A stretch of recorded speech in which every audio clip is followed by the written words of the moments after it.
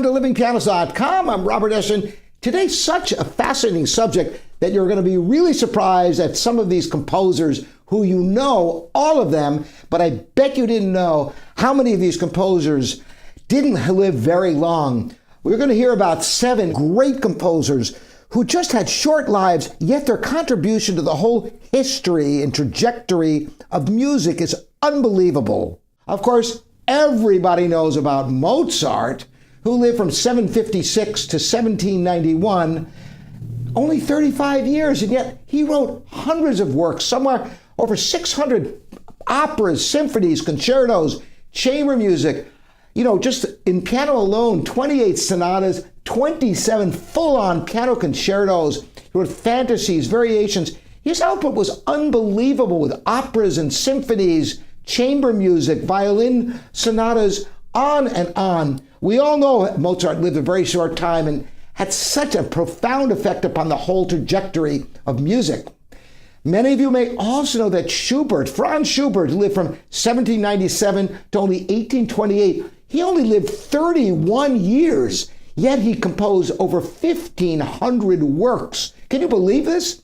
600 songs for voice and piano, Lieder, which are absolutely stupendously beautiful little gems, as well as a large body of symphonic, chamber, solo piano music. He wrote 21 sonatas. And by the way, his sonatas are monumental works. They're really extended works, beautiful themes. Schubert was the master of melody. Anyway, his sonatas, only 11 of them are really complete, but still, there's a lot of music there. Felix Mendelson, did you know that he only lived to the age of 38? He lived from 1809 to 1847. He wrote hundreds of works, somewhere over 750 works, symphonies, concertos, chamber music, piano concertos, solo pieces, and his famous oratorio. So he wrote for choral, for instruments, just on and on, symphonies. What a fantastic composer, such a short life, and look what he accomplished. And of course, you're all waiting for Chopin. Frédéric Chopin lived from 1810 to 1849. He only lived 39 years. Perhaps the most famous and instrumental piano composer of all time. The vast majority of his 230 works were for piano. Etudes, nocturnes, waltzes, polonaises, on and on. He wrote 2 piano concertos, only a handful of works for other instruments like cello and piano, as well as some beautiful songs.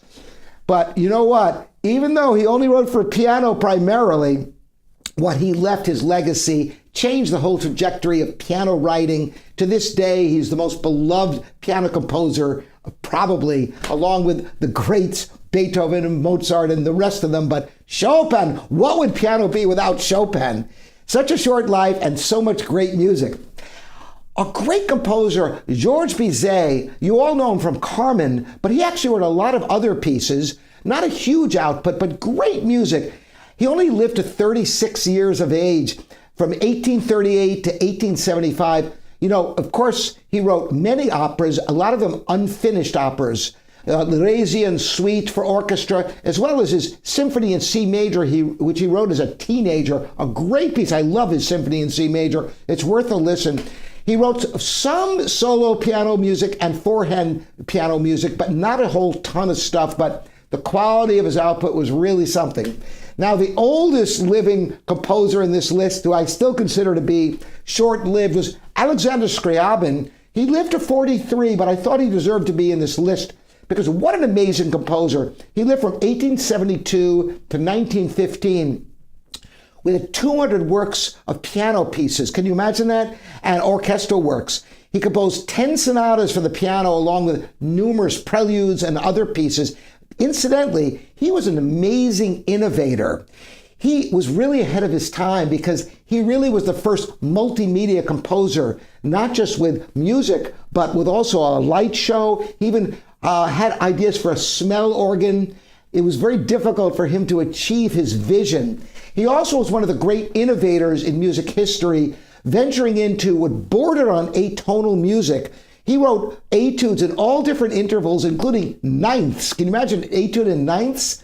His early music was evocative of Chopin with a Russian flair, but later on he got really pretty far out. Even though he didn't live long, he had a big impact on music history and composers who followed him. Then we come to George Gershwin. We all love his Rhapsody in Blue. He also wrote a beautiful piano concerto. He was born in 1898 and died in 1937 at the age of 38, writing 500 works, including a lot of songs, American in Paris, Porgy and Bess, the opera, and solo piano music. The preludes are just little gems. So those are 7 composers who didn't live long, and what an impact these men had on the whole body of work of music that we not only enjoy, but their music had profound effect on the whole evolution of the genre because they were great innovators and craftspeople.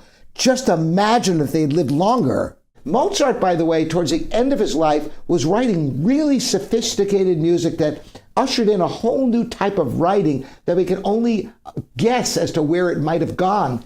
Because, of course, Beethoven took what Mozart and Haydn did before him and went much further. Imagine if Mozart had lived another few decades, what would he have come up with? And that goes for all of these composers in the list. If you can think of any other composers worthy of mentioning, some of the earlier composers like Purcell and Pergolesi, they also had short lives, but I concentrated on the ones that are really popular composers, and I wonder how many of you didn't know that some of these composers I mentioned had such short lives, even though the impact is so tremendous. I hope this is enjoyable for you. Again, Robert Escher here at livingpianos.com. We are your online piano resource. See you next time.